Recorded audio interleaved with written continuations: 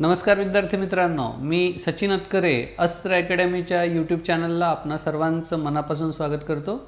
मित्रांनो, आपण YouTube series सुरू केलेली आहे मराठी व्याकरणाच्या संदर्भामध्ये आणि आपला उद्देश असा होता याच्या पाठीमागे की सर्व स्पर्धा परीक्षांसाठी उपयुक्त असणारं मराठी व्याकरण आणि शब्दसंग्रह विद्यार्थ्यांच्या ज्या कन्सेप्ट आहेत त्या क्लिअर करण्यासाठी आपण यूट्यूब सिरीज जी आहे ती सुरू केलेली आहे। यामध्ये आपण विद्यार्थ्यांना जास्तीत जास्त मराठी व्याकरणाच्या ज्या संकल्पना आहेत त्या व्यवस्थितरित्या समजून सांगत आहोत आणि त्यातलाच आजचा जो भाग आहे तो विशेषण या टॉपिकच्या संदर्भात आहे।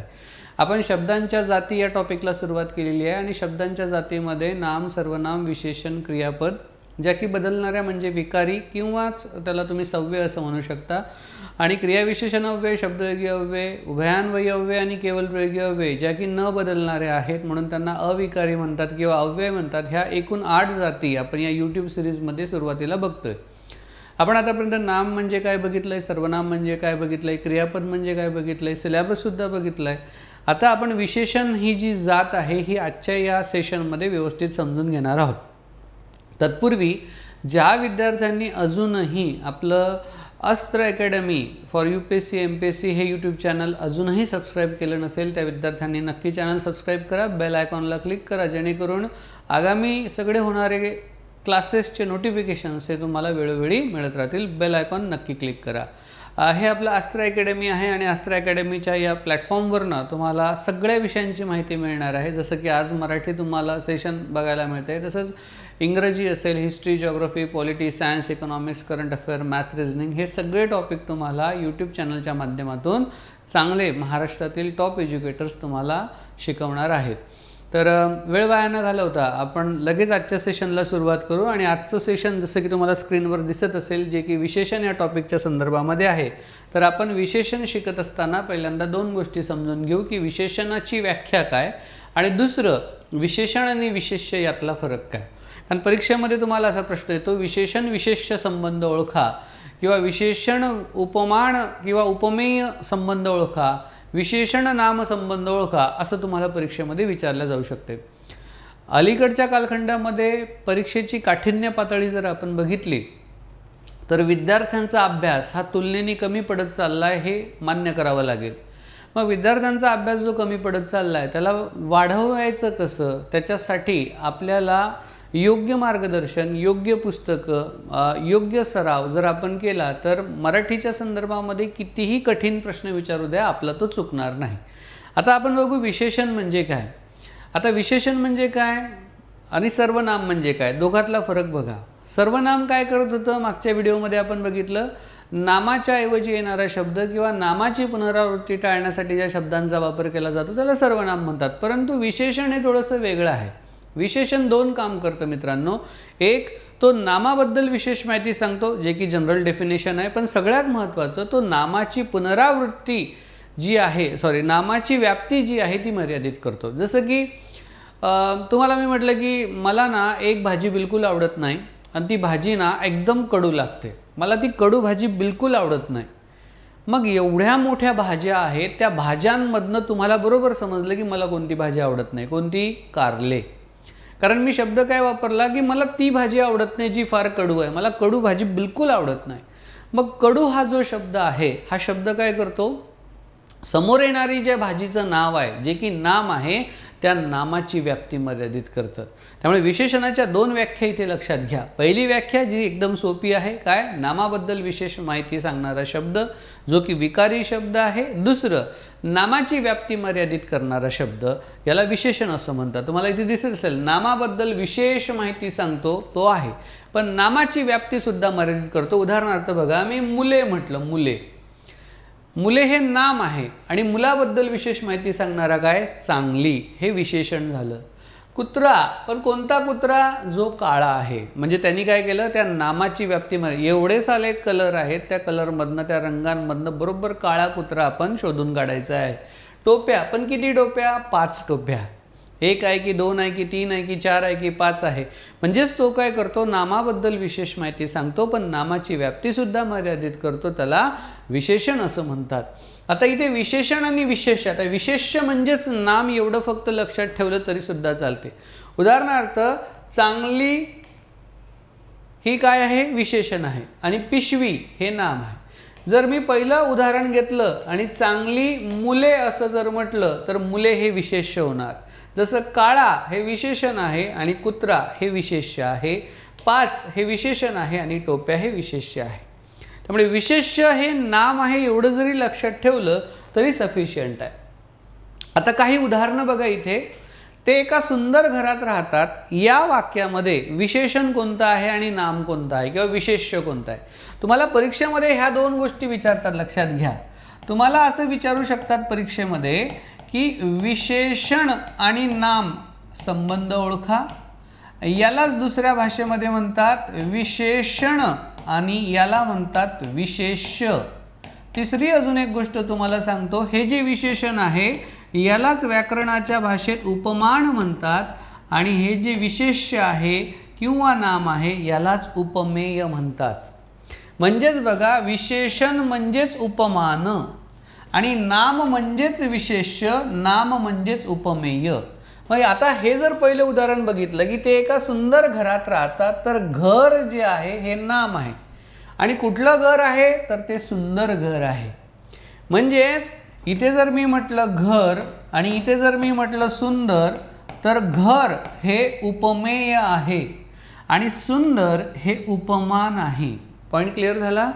पॉईंट क्लिअर झाला? सुंदर हे उपमान आहे, सुंदर हे विशेषण आहे. घर हे उपमेय आहे, घर हे विशेष्य आहे, घर हे नाम आहे. तुम्हाला काय करतात आजकाल परीक्षेमध्ये? पर्यायी शब्द विचारतात. जसं सुंदरच्या खाली अंडरलाईन केलं आणि विचारलं अधोरेखित शब्दाची जात ओळखा, आणि तुम्हाला काय वाटेल? ते विशेषण आहे आणि ऑप्शनमध्ये विशेषणच नसते. जर ऑप्शनमध्ये विशेषण नसेल तर काय असायला पाहिजे? मग ऑप्शनमध्ये उपमान असायला पाहिजे. जर समजा घरात याच्या खाली अंडरलाईन केलं आणि विचारलं अधोरेखित शब्दाची जात ओळखा, तर तुम्ही काय म्हणणार? घर हे नाम आहे. घर काय नाम, पण ऑप्शनमध्ये नामच नाही आहे. मग तुम्ही म्हणणार हे विशेष्य आहे, पण ऑप्शनमध्ये विशेष्य सुद्धा नाही आहे. मग काय असू शकतं ऑप्शनमध्ये? ऑप्शनमध्ये असू शकतं उपमेय. काय असू शकतं? उपमेय. तुम्हाला ह्या पर्यायी जे नावं आहेत ते तुम्हाला ओळखायची आहेत. काय ओळखायचे आहे? पर्यायी नावं ओळखायची आहे. पर्यायी नावं लक्षात ठेवायची आहे, कारण परीक्षेमध्ये विचारतात तेच, फक्त थोडंसं फिरवून विचारतात. आपलं तिथे लक्ष पाहिजे. तिने एक सुंदर ड्रेस परिधान केला. ड्रेस हे नाम आहे आणि ड्रेस कसं आहे तर सुंदर आहे. त्यामुळे सुंदर हे विशेषण येतं, सुंदर हे उपमान येतं. तो निरर्थक अक्षर लिहितो. अक्षर याच्याबद्दल विशेष माहिती सांगितली. निरर्थक. हे दुकान खूपच छान आहे. दुकान कसं आहे याच्याबद्दल दिलेली माहिती आहे. कसं आहे दुकान? छान आहे. विहान एक मोहक बाळ. विहान हे नाव आहे त्या मुलाचं आणि ते कसं आहे? ते मोहक आहे. परंतु मोहक हे बाळाबद्दल सुद्धा माहिती सांगतं. म्हणजे बाळ म्हणजेच विहान, म्हणजेच कोण झाला तो, त्याच्याबद्दल दिलेली माहिती काय आहे तर ते विशेषणाचं कार्य करतं. आता जेव्हा तुम्ही विशेषण शिकत असता तेव्हा विशेषणाचे प्रकार शिकणं गरजेचं आहे. आता विशेषणाचे मुख्य प्रकार जर बघितले तर 3 पडताना दिसतात. गुणवाचक, संख्यावाचक आणि सार्वनामिक असे 3 मुख्य प्रकार पडतात. आता हे जे 3 मुख्य प्रकार पडलेले आहेत तसं बघायला गेलं तर हे सिद्ध आहे. म्हणजे मुख्य जर बघितले तर प्रकार जर पाडायचे झाले आपल्याला तर सिद्ध आणि साधित असे 2 प्रकार आपण पाडू शकतो. आणि हे जे सिद्ध आहे या सिद्धला परत 3 लेकरं होतात. पहिलं लेकरू, दुसरं लेकरू आणि तिसरं लेकरू. 3 बाळ त्यांना होतात. पहिलं बाळ आहे गुणवाचक, दुसरं आहे संख्यावाचक आणि तिसरं आहे सार्वनामिक. असे 3 प्रकार सिद्धचे पडतात. सिद्ध म्हणजे ओरिजिनल आणि साधित म्हणजे जे कोणाला साधून तयार होतात. मग ते नामाला साधून तयार झाले नाम साधित, अव्ययाला साधून झाले अव्यय साधित, धातूला साधून झाले धातू साधित, विशेषणाला साधून झाले विशेषण साधित वगैरे वगैरे वगैरे. म्हणजे साधित हे कोणाला तरी साधून तयार झालेले असतात, पण सिद्ध हे मूळचेच असतात. जसं की यामध्ये बघितलं आपण पहिला की गुणवाचक विशेषण एकदम सोपं आहे. गुणवाचक परीक्षेत याच्यावर प्रश्न येणार नाही कारण ते खूप सोपं आहे. पण जर तुम्ही वर्ग 3 वर्ग 4ची तयारी करत असाल, तलाठी, ग्रामसेवक, विस्तार अधिकारी, पोलीस भरती वगैरे, तर तिथे गुणवाचक विशेषण मात्र नक्की विचारलं जातं. MPSC राज्यसेवा कंबाईन ग्रुप बी ग्रुप सीला एवढे सोपे प्रश्न बिलकुल येत नाही. तिथे प्रश्नाची काठिण्य पातळी ही तुलनेने जास्त असते. गुणवाचक म्हणजे काय? नामाचा कोणत्याही प्रकारचा गुण किंवा विशेष माहिती सांगणारा जो काही असेल विशेषण त्याला गुणवाचक विशेषण म्हणतात. उदाहरणार्थ बघा, हिरवे रान. रान कसं आहे? हिरवे आहे. शुभ्र ससा, शुभ्र ससा, ससा कसा आहे? शुभ्र म्हणजे पांढरा. आणि आकाश कसं आहे? निळे आहे. हे काय आहे? कुठलं तरी गुण सांगतात. उदाहरणार्थ या व्यतिरिक्त जर आपण बघितलं तर खडूस म्हातारी, उदाहरण काय बघितलं आपण? खडूस म्हातारी. किंवा असं मी म्हटलं कडू कारले, किंवा मी असं म्हटलं हसरे बाळ, हसरे बाळ. आता हसरे बाळ तसं बघितलं तर धातू साधित मध्ये जाते, पण जर मी असं म्हटलं की सुंदर बाळ, मग मात्र ते गुणवाचक मध्ये आपण घेऊया. ठीक आहे, लक्षात येते? दोघातला फरक कळाला. हस या धातूपासून ते तयार झालं, त्यामुळे ते धातू साधित नाम किंवा असं आपण म्हणू शकतो त्याला. ओके, आता पुढे काय दिलंय? संख्यावाचक विशेषण. विशेषणामध्ये जर संख्या दिसत असेल तुम्हाला, म्हणजेच ज्या विशेषणांच्या योगाने नामाची संख्या दाखविली जाते त्याला संख्या विशेषण म्हणतात. आणि याचे फक्त 5 प्रकार पडतात. पहिला जो प्रकार आहे गणनावाचक, दुसरा आहे क्रमवाचक, तिसरा आवृत्तीवाचक, चौथा पृथकत्व आणि 5वा अनिश्चित. गणना म्हणजे काय? तर जिथे नामाची साधी मोजदाद केली जाते किंवा मोजणी केली जाते त्याला गणनावाचक विशेषण असं म्हणतात. उदाहरणार्थ मी म्हटलं की 10 मुले, मुलं किती आहेत? 10. 13 भाषा, 1 तास, 50 रुपये. हे जे दिलेले नाम आहेत, कोणते? मुले, भाषा, तास आणि रुपये यांचा संबंध, यांचा हे कोण आहेत? मुळात हे नाम आहेत. पण या नामाबद्दल विशेष माहिती सांगणारे शब्द 10, 13, 1, 50 आहेत. पण हे संख्येच्या स्वरूपामध्ये व्यक्त केलेले आहेत आणि ह्या पूर्णांक संख्या आहे. मग हे जे पूर्णांक, हे जे तुम्हाला इथे दिसतंय मुळात गणनावाचकमध्ये, याला सुद्धा 3 प्रकार पडतात. जर संख्या पूर्ण असेल तर पूर्णांकवाचक. उदाहरणार्थ 1, 2, 3, 4, 5, 6, 7, 8, 9, 10, 50, 100, 200, 500, 1000. जर संख्या जर अपूर्ण असेल, जसं अर्धा पाव भाकरी, अर्धा पाव दूध, 1.5 किलो साखर वगैरे वगैरे, जेव्हा आपण म्हणतो, जेव्हा संख्या अपूर्ण आहे, 1.25 किलो रवा, काय म्हणतात? 1.25 किलो रवा. मग एकापेक्षा जर, म्हणजे ती संख्या जर पूर्ण नसेल, अपूर्ण असेल, तर ते अपूर्णांकवाचक असेल. तसं पावशेर, अर्धा, सव्वा, दीड. पूर्णांक तर माहीत आहे. आणि साकल्य म्हणजे काय माहीत आहे का? दिलेल्यापैकी सर्व. उदाहरणार्थ काल माझ्या घरी 5 साधू आले आणि 5 साधूंनी सांगितलं की आम्ही तीर्थाला निघालेलो आहोत, पण आज रात्र झाली, उशिरा, आम्हाला तुम्ही भोजन खाऊ घाला, आमची सेवा करा, उद्या जाताना आम्ही तुम्हाला भरपूर आशीर्वाद देऊन निघून जाऊ. आपण काय केलं? त्यांची सगळी सोय सेवा केली. दुसऱ्या दिवशी 5ही साधू 4ही दिशांनी निघून गेले. आता इथे काय होते? साधू किती होते? 5. दिशा किती होत्या? 4. म्हणजे दिलेल्यापैकी सर्व साधू दिलेल्यापैकी सर्व दिशांनी निघून गेले, त्याला साकल्यवाचक म्हणतात. मी जर असं म्हटलं की तुम्ही उभयता माझ्या घरी जेवायला या, काय म्हटलं मी? तुम्ही उभयता माझ्या घरी जेवायला या. उभयता म्हणजे काय? दोघे. दोघे म्हणजे कोण? कपल. कपल म्हणजे कोण? तर नवरा बायको. लक्षात घ्या, कॉलेजमध्ये मुलं मुली चुकीचं बोलतात, म्हणतात आमचं कपल कसं दिसते.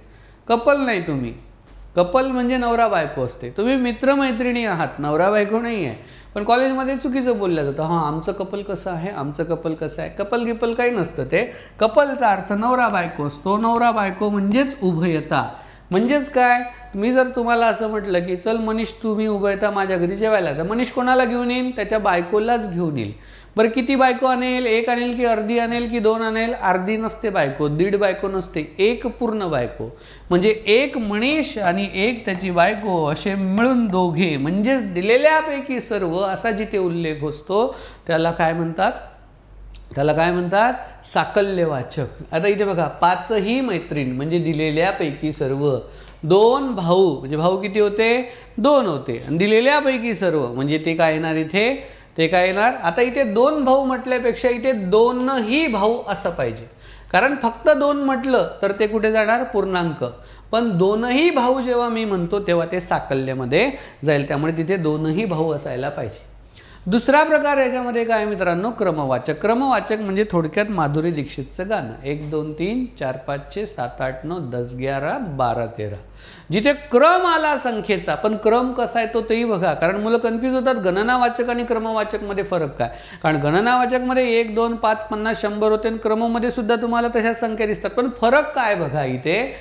वाक्यातील जे विशेषण वस्तूचा क्रम दाखवितो. उदाहरणार्थ, पहिले दुकान. समजा ही एक लाईन आहे, एक गल्ली बोळ आहे आणि यामध्ये असे वेगवेगळे दुकान आहेत. यातलं हे जे पहिलं दुकान आहे हे माझं आहे.